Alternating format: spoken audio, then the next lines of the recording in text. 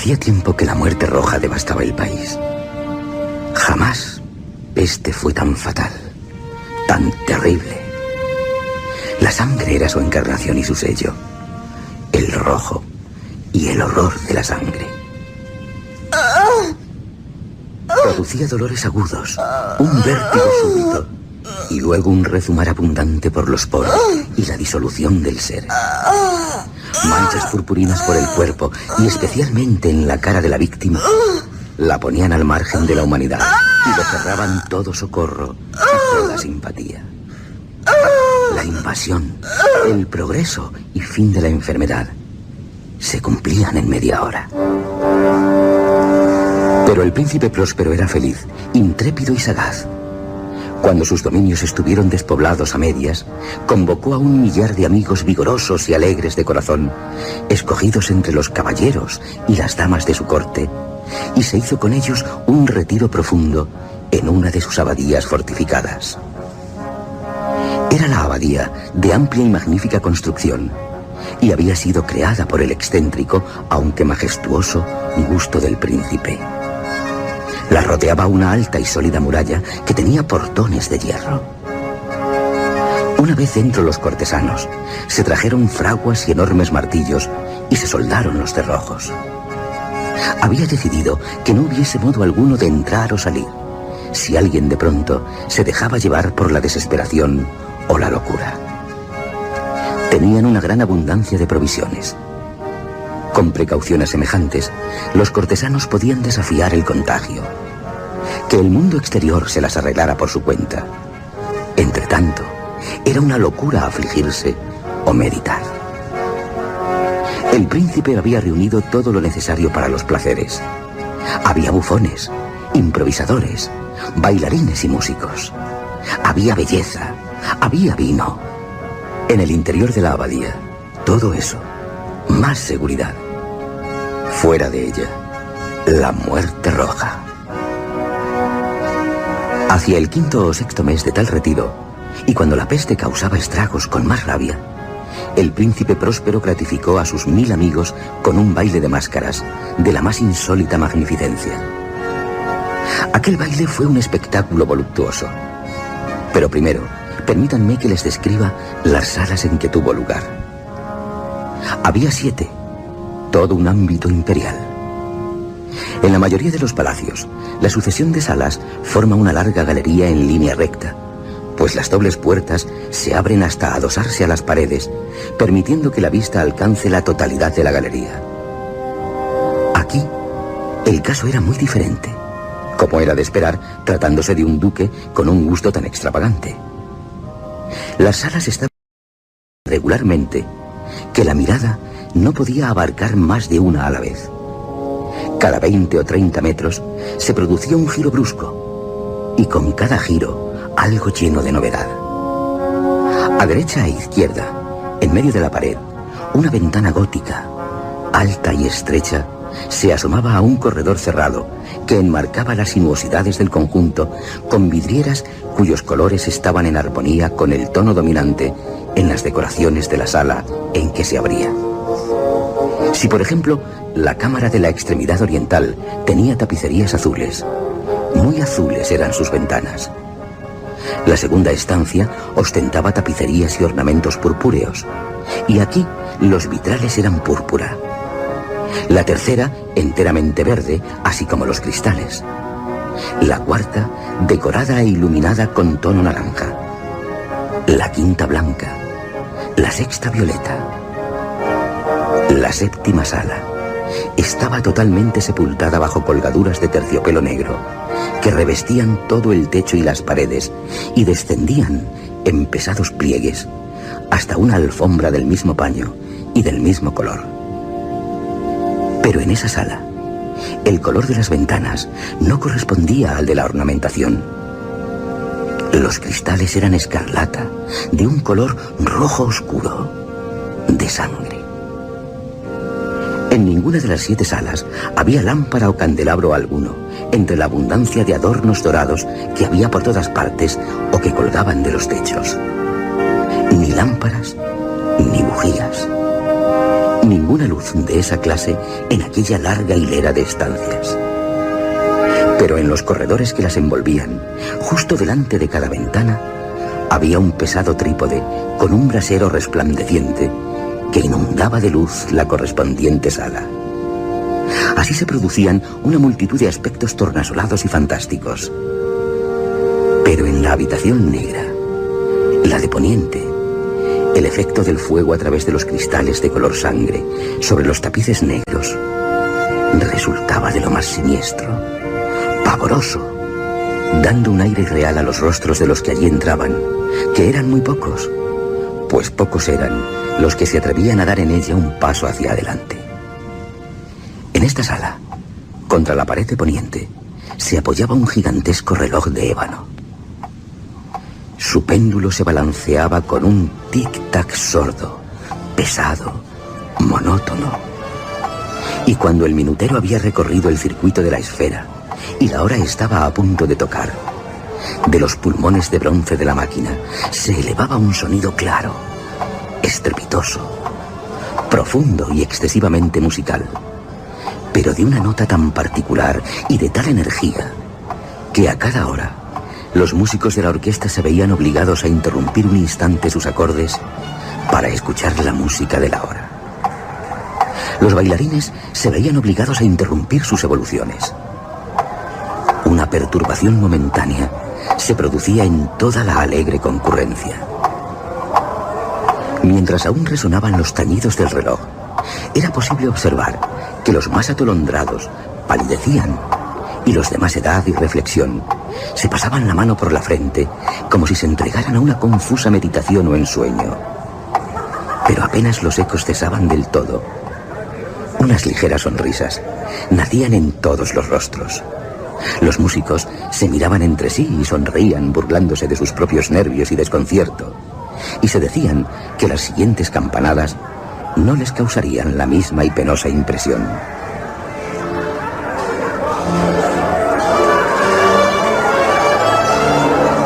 Pero, tras otros 60 minutos, que son 3.600 segundos de un tiempo que vuela, al sonar de nuevo el reloj, se producía la misma impresión, los mismos nervios, el mismo confuso ensueño.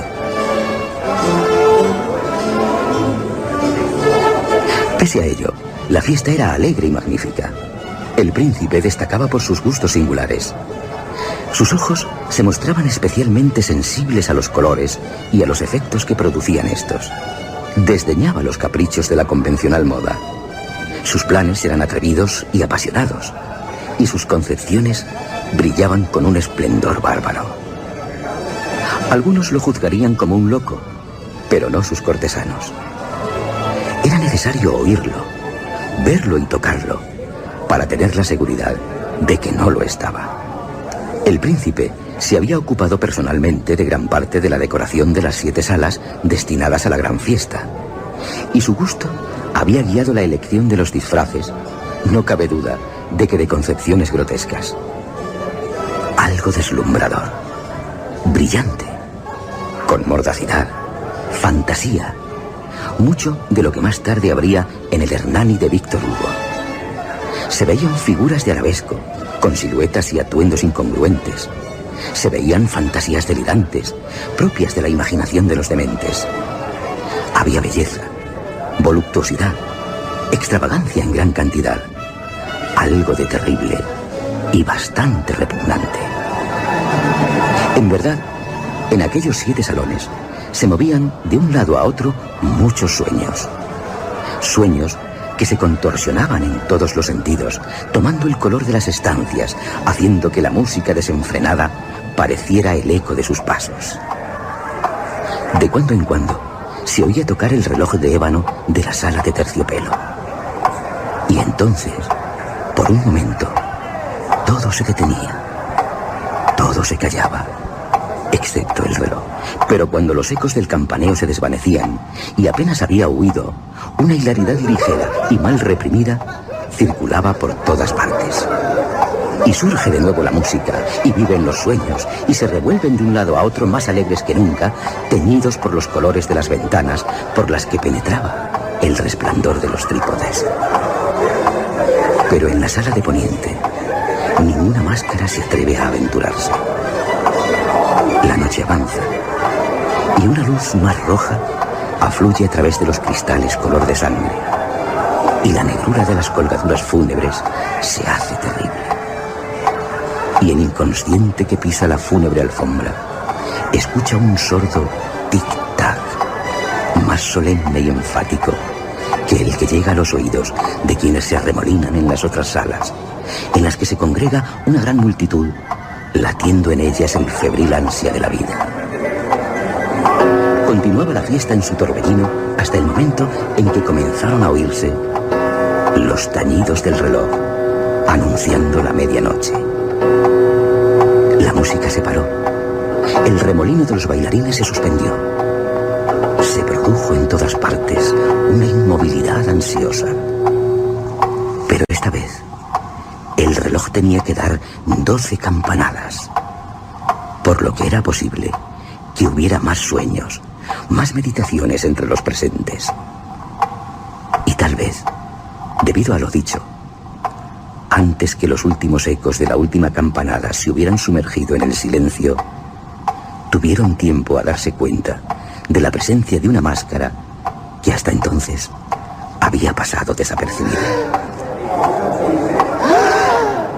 Corriendo en un susurro la noticia de aquella nueva presencia, acabó alzándose un rumor que expresaba desaprobación, sorpresa y finalmente espanto, terror, repugnancia.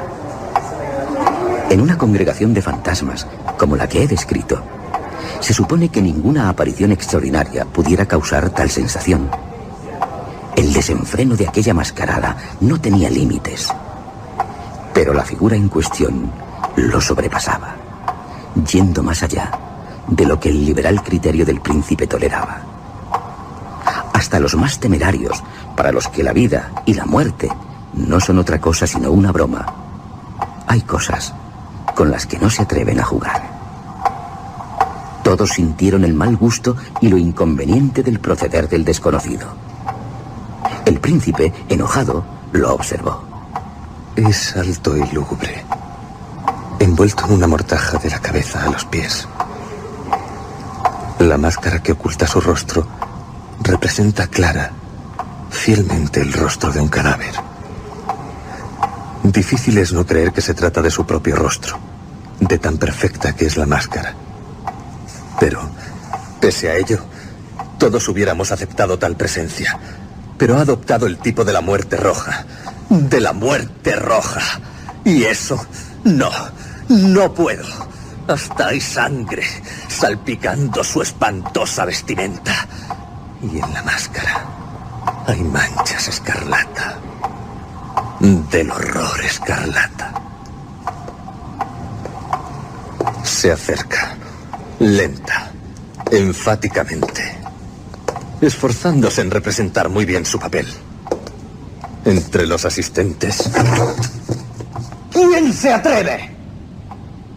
¿Quién se atreve a insultarnos con esta burla blasfematoria?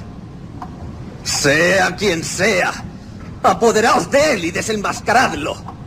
Sepamos a quién hemos de colgar de una almena al alba. El príncipe Próspero, cuando pronunció estas palabras, se hallaba en la sala este, la de color azul. Su voz resonó en las otras. Era fuerte, robusto, habiéndose detenido los músicos a una orden suya. Pero a consecuencia del terror indefinible que la audacia del desconocido había inspirado a todos, nadie se atrevió a ponerle la mano encima. Por lo que el que se ocultaba tras aquella horrible máscara continuó su camino sin interrupción, yendo a las demás salas, de la azul a la púrpura, de esta a la verde, de la verde a la anaranjada, de esta a la blanca, para llegar a la violeta. Fue entonces cuando el príncipe Próspero, fuera de sí y avergonzado por su cobardía pasajera, se lanzó con precipitación a través de las 6 salas, no siendo seguido por nadie. El terror se había apoderado de todos. El príncipe, puñal en mano, se acercó impetuoso hasta llegar a 3 o 4 pasos del desconocido. Fue al llegar a la sala de terciopelo. El enmascarado se volvió y se le enfrentó. Se oyó un grito. El puñal le cayó de su mano sobre la fúnebre alfombra. Y tras el puñal se desplomó el príncipe, muerto. Empujados por la desesperación, muchos de los asistentes entraron en avalancha en la sala negra, en la que la alta figura seguía inmóvil, erguida bajo la sombra del reloj de ébano. Retrocedieron con gran horror al descubrir que bajo la mortaja y la máscara cadavérica, que habían aferrado con gran violencia, no había ninguna forma tangible. Y entonces reconocieron la presencia de la muerte roja.